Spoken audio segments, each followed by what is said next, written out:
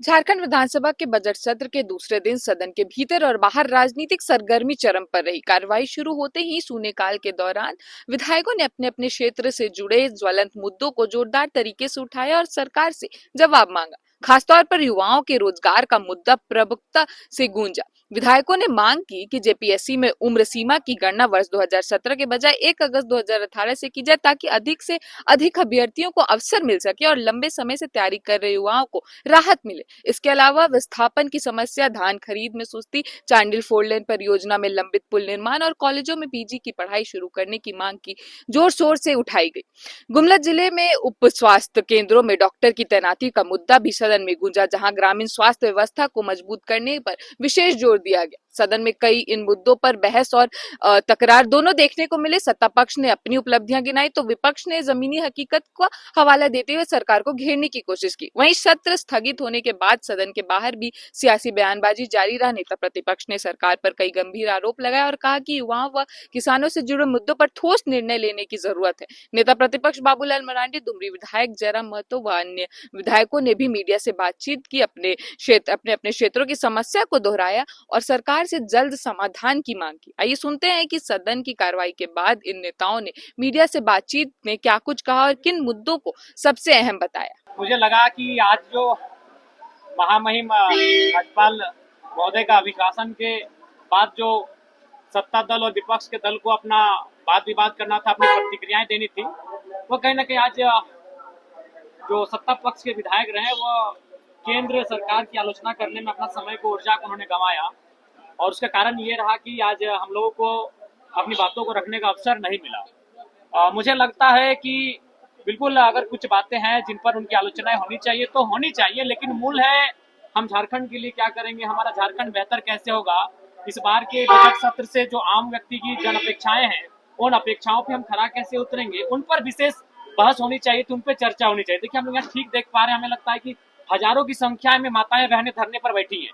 उनका कारण क्या है, उनका निवारण क्या होगा, उन पर हमें चर्चा करनी चाहिए थी। लेकिन लगातार हम लोग देख रहे हैं कि झारखंड मुक्ति मोर्चा कांग्रेस के जो विधायक हैं वो मोदी जी की आलोचना में अपना समय गंवा रहे हैं और भारतीय जनता पार्टी के जो विधायक है वो हेमंत जी की आलोचनाओं में अपना समय गंवा रहे हैं। मुझे लग रहा है कि आलोचनाएं मुद्दों पर होनी चाहिए थी, कार्यक्रमों पर होनी चाहिए थी, योजनाओं पर होनी चाहिए थी, जो कि हो नहीं रहा है। आज आप सब लोगों ने देखा होगा कि झारखंड विधानसभा में राज्यपाल के अभिभाषण पर नेताओं का भाषण, लेकिन राज्यपाल के अभिभाषण और राज्य को छोड़ करके पूरा यहाँ वहाँ लोग भटक रहे। मुझे अफसोस लगा कि झारखंड की जनता ने झारखंड में जो विधायकों को और जिसको सरकार बनाया, झारखंड के लिए बनाया, लेकिन झारखंड की तो बुनियादी समस्याओं को लोग छूने तक से लोग डर रहे, बोलने तक से लोग डर रहे। कभी प्रधानमंत्री तो कभी कहाँ कुछ और चले गए, वंदे मातरम। मैंने कहा कि उसके लिए एक दिन विधानसभा अलग से आहूत कर लीजिए, बहस कर लिया जाएगा बढ़िया से। लेकिन राज्यपाल का अभिभाषण है, झारखंड की जनता झारखंड की विधानसभा की ओर देख रहे हैं कि झारखंड की विधानसभा में झारखंड की जनता यहाँ के लोगों के लिए क्या बात कर रहे हैं, क्या लोग चर्चा कर रहे हैं। और इसलिए सदन में भी मैंने इसी बात को कहा कि भैया झारखंड आज बना है तो अनेकों लोग इस राज्य को बनाने के लिए लोगों ने कुर्बानी दी।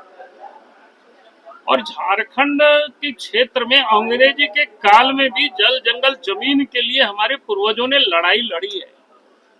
चाहे सिद्धू कान्हू हो, बिरसा मुंडा हो, जतरा भगत हो, नीलंबर पीतंबर हो,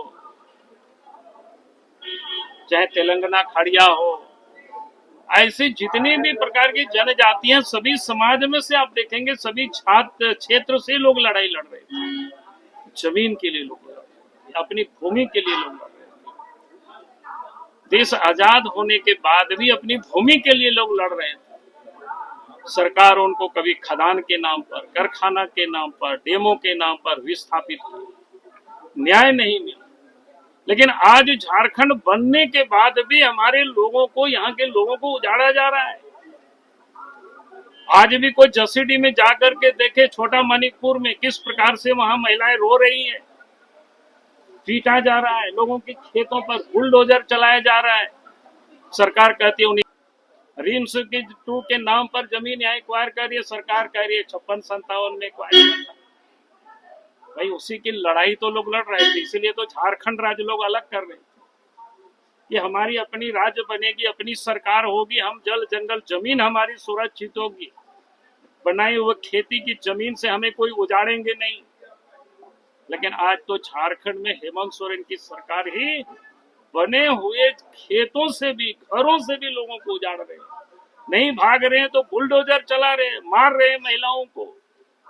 भाई उद्योग के लिए बंजर भूमि पड़ी हुई है, अस्पतालों के लिए भी बंजर भूमि पड़ी हुई है। नए सिरे से सरकार को चिन्हित करना चाहिए और वहां उद्योग लगानी चाहिए, वहां हॉस्पिटल बननी चाहिए, कोई कहीं रोक नहीं है। लेकिन जिस जमीन को जिनके पूर्वजों ने खून पसीना बहा करके खेत बनाया है, अब उससे आप लोगों को उजाड़ रहे हो। अब इसकी आप चर्चा नहीं कर, इस पर कोई बोल नहीं रहे हो, तो ऐसा कैसे चलेगा। और इसलिए हमने कहा कि आप यहाँ जा करके उसको रोकिए। जरूरत होगा तो विधानसभा अध्यक्ष से भी मैंने निवेदन किया है कि आप कमेटी बना करके विधायक जाए, उस सारे जगहों पर टीम देखे, और नहीं तो मैं तो जाऊंगा ही जाऊंगा। हमें लगता है कि वो अपनी कमजोरी को छिपाना चाहते हैं। विधायी कार्यों के नियमावली है कि भाई हमें विरोध के क्या तरीके हैं, कि सरकार अगर अभी अपने अभिभाषण को महामहिम के द्वारा अभिव्यक्त कराती है तो यानी सरकार अपने कामों और संकल्पों को दोहराती है।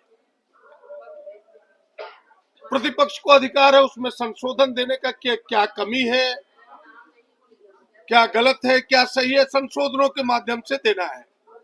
आपने देखा कि पूरा प्रतिपक्ष नदारत रहा, एक संशोधन नहीं दिया। तो पहले तो उन्होंने सरकार का समर्थन किया, पूरी सहमति दी, फिर आगे उन्हें कुछ कहने का अधिकार नहीं। और जो बातें उन्होंने कही है, हमें लगता है कि अगर ये मोदी जी तक अभी पहुंचेगा तो उनकी कुर्सी पर भी खतरा होगा। क्योंकि ये देखिए 2013 जो भूमि अधिग्रहण कानून है, जिसमें ग्राम सभा को मान्यता थी, 80% रैयतों की सहमति थी, उसको कमजोर करने वाले तो मोदी जी हैं।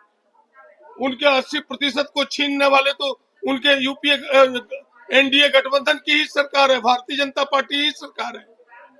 जंगल फॉरेस्ट एक्ट को कमजोर करने वाली उनकी ही सरकार है।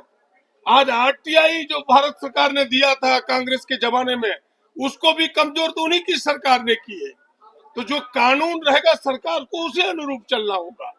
यह कानून बिल्कुल उन्होंने कमजोर कर दिया है, रीढ़ की हड्डी उस कानून में बची नहीं है। अब जबरदस्ती उस रीढ़ की हड्डी को लगा के हम खड़ा करना चाहते हैं तो वो टिकेगा नहीं।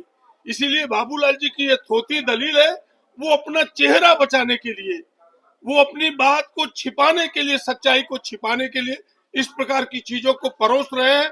जब सरकार की ओर से जवाब आएगा, देखिए परत दर परत खुलेंगे और सारी चीजों का पर्दाफाश होगा।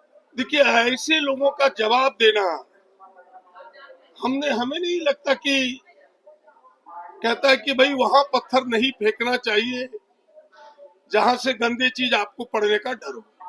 मैं उससे आगे नहीं कहना चाहता कि भाई यह जो भारत की सरकार है, भारतीय जनता पार्टी है, ये देश के विकास से इन्हें कोई मतलब नहीं है, न किसानों से कोई मतलब है। किसानों के गर्दन पर बंदूक रख के, उनके हिस्सेदारी को बेच करके, उनके भविष्य को बेच करके इन्होंने अमेरिका से ट्रेड डील कर लिया, ट्रंप के इशारे पर ट्रेड डील कर लिया। और हमने कहा कि ये सारा भय जो चर्चाएं हैं पूरे बाजार में, जो चीजें हैं, हमने कहा कि 13 जून 1947 को आइंस्टीन की चिट्ठी आई थी पंडित नेहरू को। अब हमारे प्रधानमंत्री को मेल आता है, वो एपिस्टीन का मेल आता है। हमने यही बात कही है।